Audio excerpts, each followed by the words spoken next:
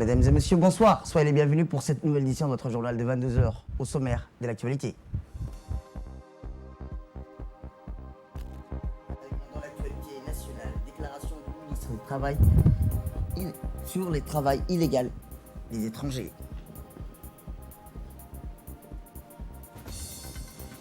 Et enfin, dans l'actualité internationale, la bande de Gaza, accord entre le Hamas et Israël pour faire redescendre les tensions. C'était les titres. Merci si vous nous rejoignez. Les colonies de vacances se sont achevées en beauté hier matin à la plage des Sables Blancs dans la région de Tadjoura. Ils étaient une bonne centaine d'élèves, tous joyeux de se retrouver sur la plage du Sable Blanc. Enfin, pour s'adonner au plaisir de la mer et aux autres activités récréatives. Le MENFOP qui a lancé les colonies de vacances, rappelons-le, durant le mois d'août, visait à reconditionner les élèves après de longs mois de confinement et d'arrêt des cours. Ces activités ludiques et récréatives ont eu le don de remettre les élèves dans les bonnes conditions et les bons états d'esprit avant plutôt la reprise des cours en septembre prochain. Il faut dire que ces colonies de vacances qui se sont poursuivies durant tous les mois d'août ont profité à plus de 500 élèves à tous les niveaux et de tous les ordres d'enseignement de tous les pays. Cela a aidé à créer une solide fraternité et un esprit citoyen, en plus de l'épanouissement personnel éprouvé par chacun des élèves. Le MENFOP qui a organisé cette magnifique activité n'a pas lésiné sur les moyens. Les élèves sont donnés à cœur joie en partageant des moments qui vont marquer leur vie scolaire, s'est exclamé l'un des accompagnateurs. Notons que ces colonies de vacances ont été organisées en petits groupes de 100 élèves à chacune des sorties. Et comme à chaque fois, les enfants ont pris un malin plaisir de se retrouver autour de ces activités préscolaires et récréatives.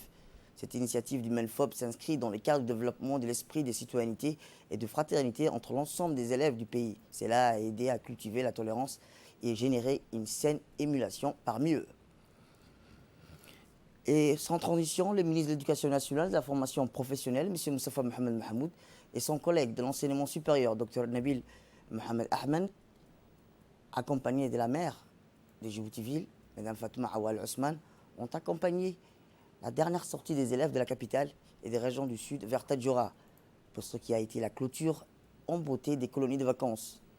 L'occasion pour le ministre de l'Éducation nationale et de la formation professionnelle, M. Moustapha Mohamed Mahmoud, de souligner l'intérêt de ces colonies de vacances qui arrivent après une période difficile de confinement et d'arrêt des cours. Le ministre a rappelé également que ces activités se poursuivront et seront laissées à l'initiative des chefs d'établissement qu'ils inscrivront à l'agenda de leur activité préscolaire. La maire de la capitale, Mme Fatouma Awal Ousmane, a partagé le même enthousiasme que les ministres et elle a félicité le MENFOP pour cette belle, noble initiative qui a raffermi les liens entre les enfants du pays qui partagent des moments de joie et de gaieté. Il faut noter que les officiels n'ont pas hésité à partager les moments de plaisir avec les enfants. Ils se sont baignés avec eux et se sont adonnés aux diverses activités récréatives.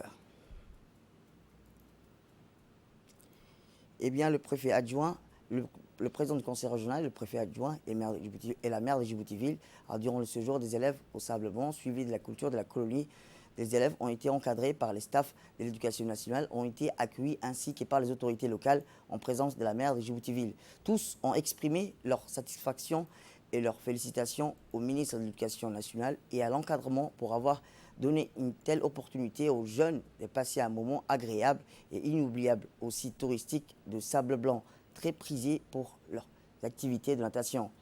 La maire de Djibouti-Ville a exprimé l'engagement des élus locaux pour accompagner ces activités. Une satisfaction pour le ministre de l'Enseignement supérieur, Dr Nabil Mohamed Ahmed, qui s'est dit heureux de se retrouver à Tadjoura, où il a enseigné en qualité de professeur de sciences de la vie et de la terre quelques décennies plus tôt, au début de sa vie professionnelle. Il a rendu hommage au MENFOP et à l'encadrement pour l'opportunité d'offrir aux élèves et de découvrir leur pays et leur site touristique. Écoutons-le.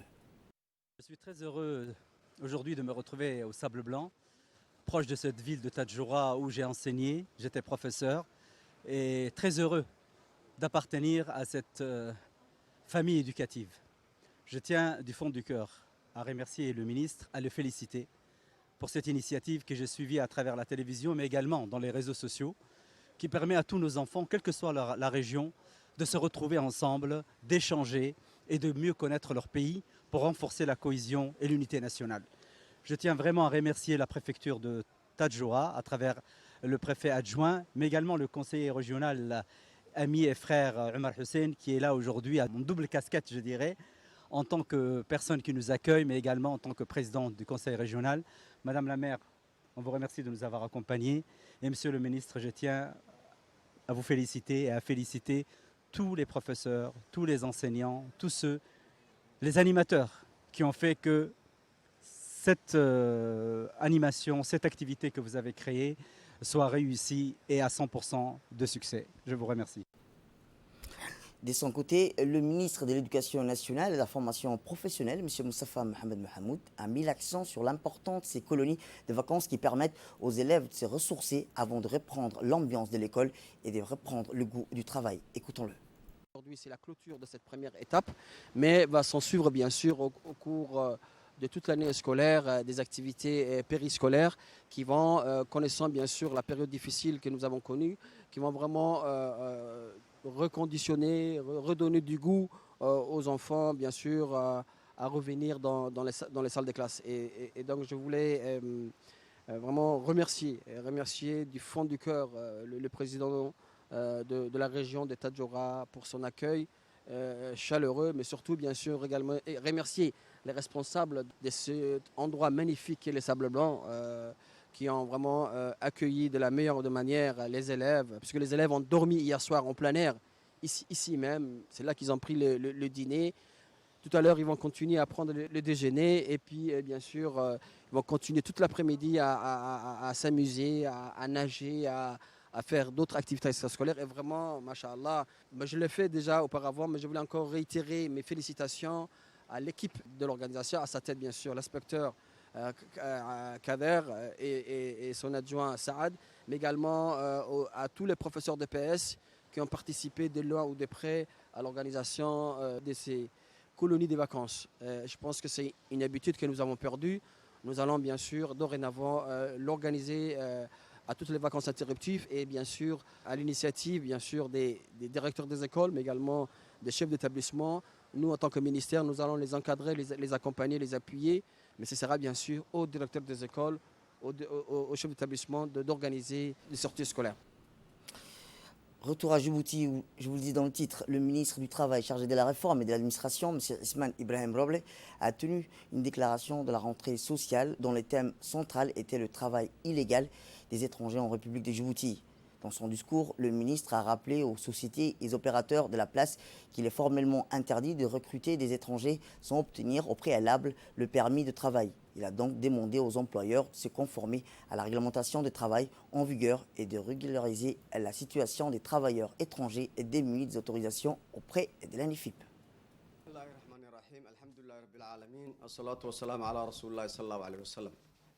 Mesdames les travailleuses, messieurs les travailleurs, à l'entame de la rentrée sociale et de la reprise du travail par la majorité des travailleuses et des travailleurs djiboutiens, il me plaît de prendre la parole pour partager et échanger avec vous quant à nos espérances, mais aussi à nos attentes face aux défis de la nouvelle année de labeur placée sous le signe de la relance et de la reconstruction en mieux du monde du travail à Djibouti. Permettez-moi d'abord de jeter un regard rétrospectif et critique sur l'année écoulée avant d'évoquer une des premières initiatives qui marquera le marché du travail cette fois-ci. Le ministère du Travail, chargé de la réforme de l'administration, à l'instar des autres départements du gouvernement et sous la houlette de son Excellence le Président de la République, M. Ismaël Omar Guelleh, avait initié un certain nombre d'actions concourant à la stabilité macroéconomique et financière afin de protéger les salariés et les employés et les employeurs. En outre, on peut rappeler la mise en place d'un régime dérogatoire des relations de travail émis dans le décret 63 du 23 mars 2020 qui a régi le marché du travail pendant la période du Covid-19. L'attribution de l'indemnité compensatrice aux salariés et de l'allocation aux entreprises durant la pandémie émise dans l'arrêté 49 du 29 avril 2020. La prolongation de l'indemnité compensatrice aux salariés et de l'allocation aux entreprises pour une période de 2 mois en faveur des secteurs les plus affectés par la pandémie du Covid-19, notamment l'hôtellerie et les agences de voyage, édité dans l'arrêté 99 du 23 août. Enfin, le ministère du Travail, chargé de la réforme de l'administration, a élaboré un plan d'urgence et de résilience visant 4 objectifs majeurs relatifs au plein emploi productif et le renforcement de la protection sociale de toutes les Djiboutiennes et de tous les Djiboutiens. Enfin, le ministre a informé les employeurs que des contrôles d'inspection des services concernés seront effectués et le non-respect de ces dispositions entraînera des sanctions prévues par les textes en vigueur de la législation du travail. Chers compatriotes, chers partenaires, très certainement ces initiatives inédites dans le monde du travail à Djibouti ont été obtenues grâce à l'engagement civique et responsable de nos entreprises qui ont bénéficié de mesures d'accompagnement conséquentes. Cette ligne de conduite responsable a été menée à travers le dialogue social et chaque partenaire a pu contribuer au débat et à la mise en œuvre des actions. On ne peut que s'en féliciter. Pour permettre à notre pays de poursuivre cet élan et de renouer rapidement avec la croissance, il importe de mettre en œuvre une série d'actions et de mesures pour soutenir l'emploi et l'économie nationale. Parmi celles-ci, on peut placer en priorité la lutte contre le travail illégal des étrangers. Car, quelle que soit la forme qu'il prend, le travail illégal est une calamité. Il bafoue les droits des salariés qui en sont les premières victimes. Il met à mal le financement de la protection sociale. Il mine tous nos principes de vie et de nos valeurs sociétales. Il est même la négation de l'état de droit. C'est pourquoi la lutte contre le travail illégal des étrangers constituera la priorité de l'État et des employeurs.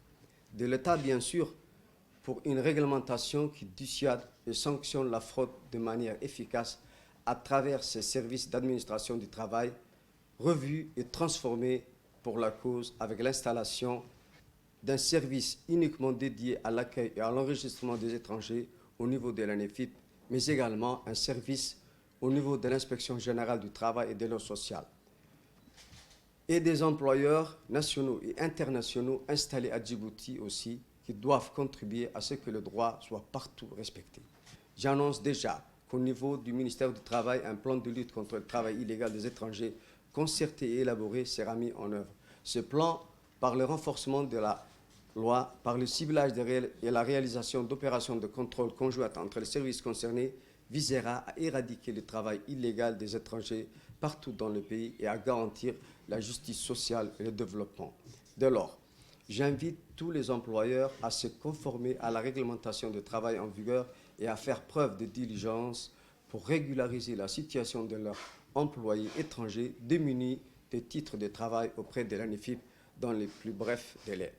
Avant de terminer ma déclaration, je voudrais rappeler à toutes et à tous les mesures nécessaires prises pour contenir la propagation du Covid-19, telles que les gestes barrières, la distanciation, etc. Bonne rentrée sociale à toutes et à tous. Je vous remercie de votre attention. Autre actualité nationale, un accident tragique s'est produit hier après-midi vers 16h sur la route du lac Assal entre Tadjoura et Djibouti. Bilan, 8 victimes et plusieurs blessés. La voiture avait quitté la région de Tadjoura vers midi à destination de Djibouti. Et l'accident s'est déroulé au lieu dit Assargib, entre la cité Moumina et le village de Karta.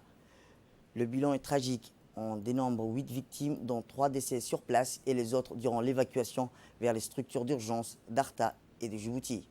Plusieurs blessés, dont 2 en état de gravité, sont pris en charge dans les structures hospitalières.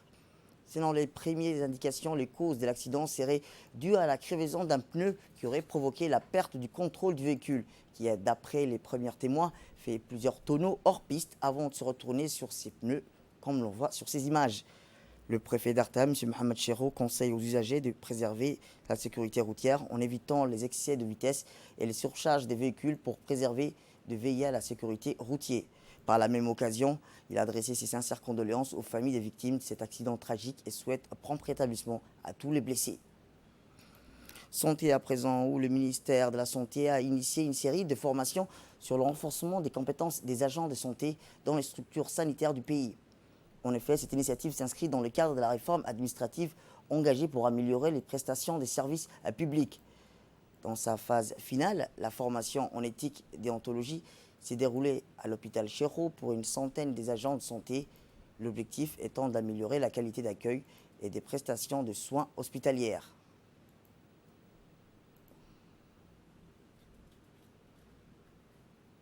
Et la déontologie professionnelle, c'est une formation de recyclage au profit de tous les majors de l'hôpital Chéreau par le formateur du ministère de la Santé. Donc nous nous réjouissons de la tenue de cette formation. Donc il y avait un besoin important au niveau du recyclage. Donc l'équipe du ministère, l'équipe des services de formation du ministère de la Santé s'est déplacée à notre niveau pour faire des séries de formations en cascade au profit des majors. Le directeur des ressources humaines et des formations du ministère de la Santé a expliqué les objectifs et les grandes lignes de cette initiative de formation qui concernera l'ensemble des agents de santé.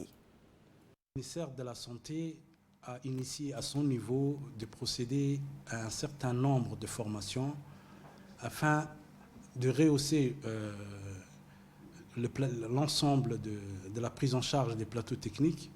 À cet effet, un certain nombre de formations ont été programmées. Et à ce jour, une formation portant sur l'éthique et la déontologie à observer vis-à-vis des usagers de nos structures hospitalières est en cours. Et l'objectif de cette formation est de permettre à nos personnels de santé de se réapproprier l'ensemble des compétences qu'ils ont acquis sur leur processus initial de formation.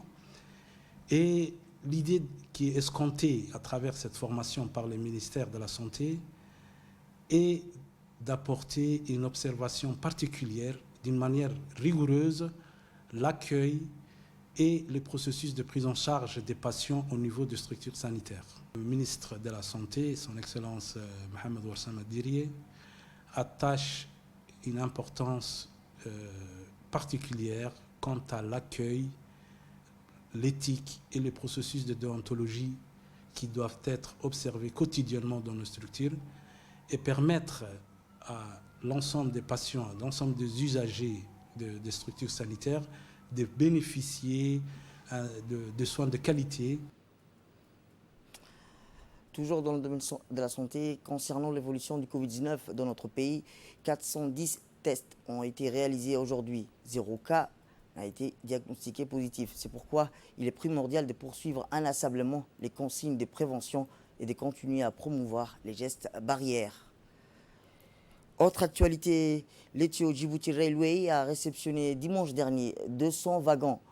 Cette cérémonie s'est déroulée à Nagad et a vu la participation du directeur général de la société de gestion du terminal à conteneurs de Doralé, Abdillahi Adaou Sigat, du directeur général adjoint d'Ethio Djibouti Railway, Hassan Mohamed Kamil, du directeur des opérations du CCECC, M. Roba, ainsi que du président directeur général d'Ethiopian Shipping Line, M. Roba, et du directeur général d'Ethiopian Djibouti Railway, M. Tilahoun, et du directeur général de la société djiboutienne de chemin de fer, Mahmoud Dabar Roble. Conforme aux normes standards de l'Union internationale des chemins de fer, ces wagons de dernière génération sont conçus selon des caractéristiques et spécifiques ultramodernes. Par cette réception, l'EDR entend accompagner une demande de mobilité sans cesse croissante, moderniser, rajeunir, renforcer le parc matériel roulant, augmenter la productivité et accroître l'offre de transport, aussi bien grandes lignes que les marchandises. Cela permettra d'augmenter considérablement notre capacité de transport où la demande ne cesse de croître. Cela également nous permettra de servir nos partenaires qui ne cessent de croître avec plus d'efficacité et d'efficience.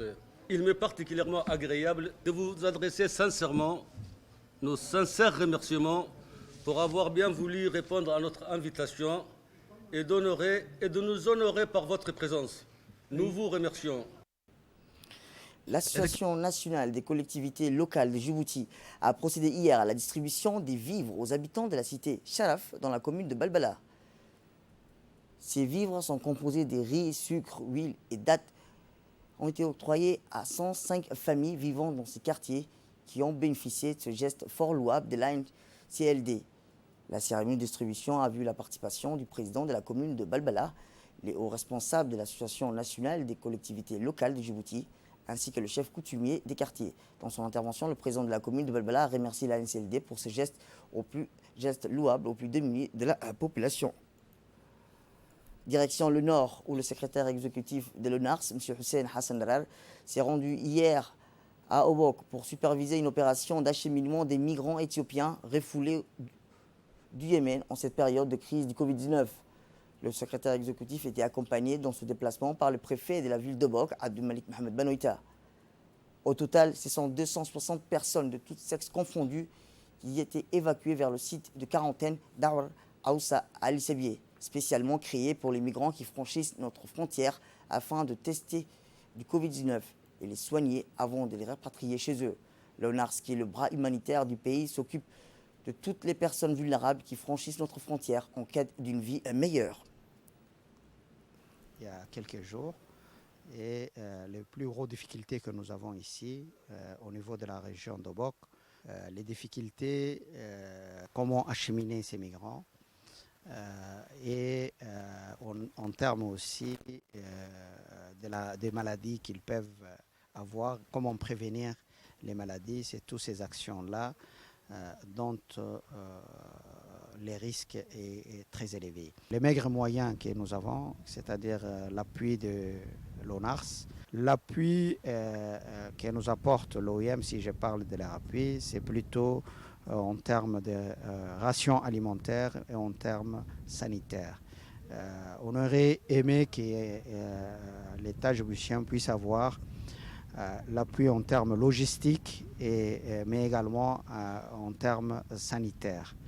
Renforcer davantage l'aspect sanitaire et avoir aussi un camp approprié pour ces migrants qui arrivent du Yémen. Eh bien, dans le cadre des jumelages Tadjoura Dikil, rappelons-le, les comités admirés touristiques, la délégation de la Ville Blanche ont visité vendredi le site touristique les plus beaux et les plus admirés du pays, autrement dit le Lakabé. En effet, comme planifié dans l'agenda, la délégation a pu passer la soirée du vendredi au Lakabé en profitant de ses beaux paysages sur le site. A noter que la délégation a également profité de la levée et du coucher du soleil et tous ces miracles qui s'accompagnent, et ensemble, les enfants de deux régions ont pu passer des moments agréables conviviaux sur le site touristique du Lakabé. La soirée était festive et pleine d'ambiance avec des variétés, des chants, des danses culturelles présentées par les jeunes des deux régions. Bref, la délégation a sincèrement apprécié ses visites sur le site du Lakabé. Écoutons à présent ces quelques réactions recueillies par notre équipe. Et nous reviendrons dans nos prochaines éditions.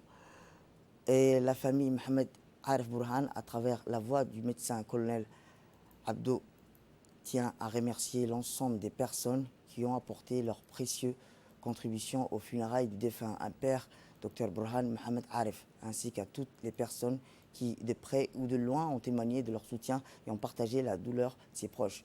Nous exprimons notre profonde gratitude, a-t-on déclaré, au président de la République pour son précieux soutien.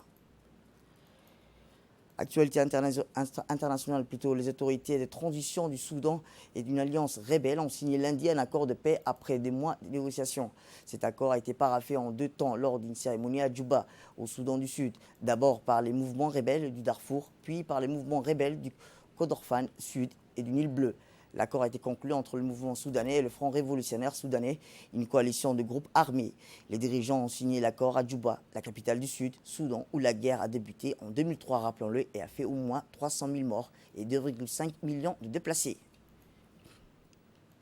Et je vous disais dans le titre, les mouvements de la résistance du Hamas et la force d'occupation israélienne se sont entendus pour mettre fin aux violences qui font ravage depuis plusieurs semaines en lisière de la bande de Gaza, ont annoncé lundi les deux parties. Dans le cadre de cet accord négocié par un médiateur qatari, les mouvements de la résistance du Hamas, qui administrait Gaza depuis 2007, promet de mettre fin au lancement des ballons incendiaires, tandis que l'État hébreu s'engage à faire cesser les raids aériens, a déclaré un responsable palestinien. C'est tout pour cette édition. Merci à vous de nous avoir suivis. Restez avec nous pour la suite de nos programmes télévisés.